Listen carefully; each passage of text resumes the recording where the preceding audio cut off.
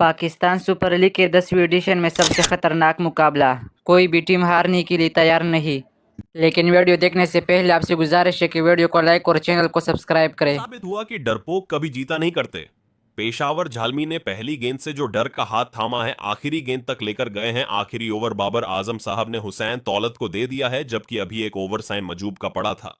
हुसैन तौलत ने पूरे मैच के अंदर एक गेंद नहीं करवाई। आखिरी ओवर जिसमें मैच का फैसला होना था, यानी कि 6 गेंदों पर 9 स्कोर चाहिए थे, उस टाइम हुसैन तौलत को दे दिया गया, जिसे पिच का जरा भी आइडिया नहीं है कि यहां पर बॉलिंग कैसे करवानी है।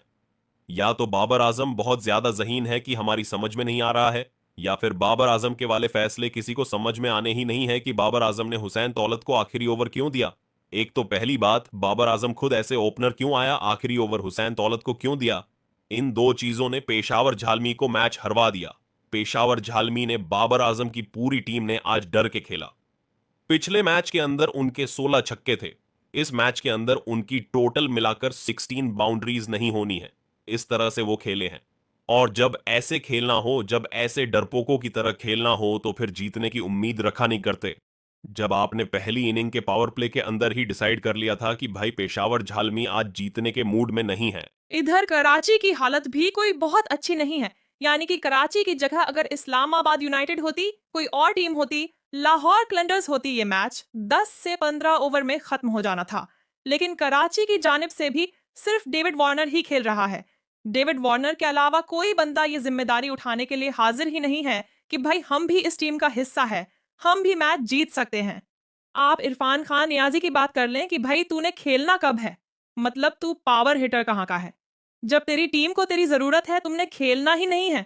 पिछले 4 मैचेस के अंदर तेरी क्या परफॉर्मेंस है, 5 मैचेस के अंदर तू कर क्या रहा है।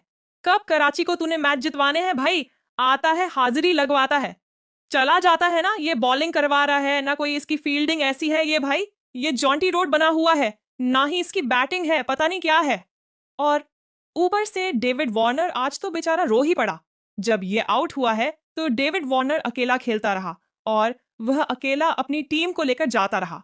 उसने कोई 80 गेंदों पर 60 स्कोर नहीं बनाए। उसे पता था कि भाई चाहे स्कोर थोड़े से हैं, 145 है, लेकिन फिर भी मैंने बॉल टू बॉल नहीं जाना, मैंने स्कोर बना के रखने हैं, अपनी एवरेज को मेंटेन करके रखना है। और यही हुआ कि उसने आखिर पर खुशदिल शाह वगैरह को थोड़े से स्कोर दिए कि भाई इतने बना लोगे क्या, इतना कर लोगे। तो खुशदिल शाह ने कहा कि भाई मैं कर लूंगा। हसन अली ने कहा मैं कर लूंगा। और ऊपर सोने पर सुहागा हुसैन दौलत आ गए।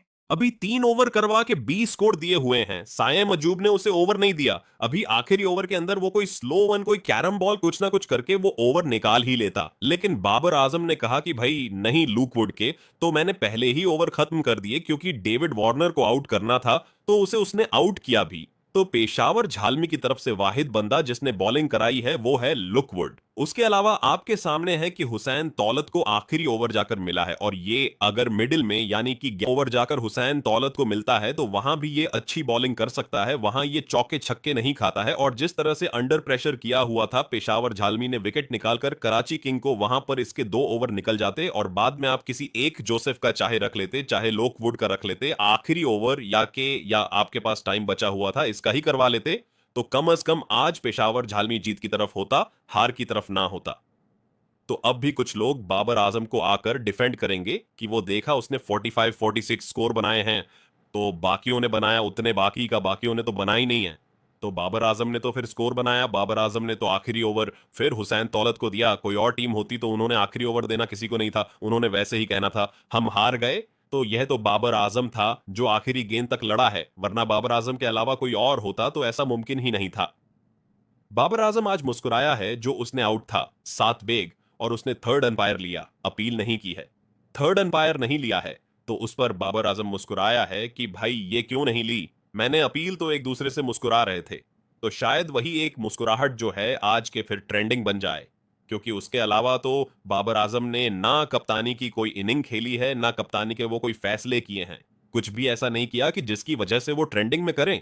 तो बाबर आजम के चाहने वाले उसे आज फिर ट्रेंडिंग में ला सकते हैं, सिर्फ उस मुस्कुराहट की वजह से कि भाई एक तो उसने आखिरी ओवर हुसैन तौलत को दिया है, एक वो खुद ओपनर आया है, और एक जब 7 बेग आउट था तो उसने थर्ड अंपायर की तरफ नहीं गया है।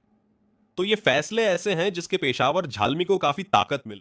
कल रात पीएसएल में बहुत सख्त मुकाबला हुआ। दोनों टीमें हारने के लिए तैयार नहीं, लेकिन आखिर में कराची किंग ने मैदान मारा और अहम जीत अपने नाम की। अगर मजीद ऐसे वीडियो देखना चाहते हैं तो वीडियो को लाइक और चैनल को सब्सक्राइब करें। शुक्रिया।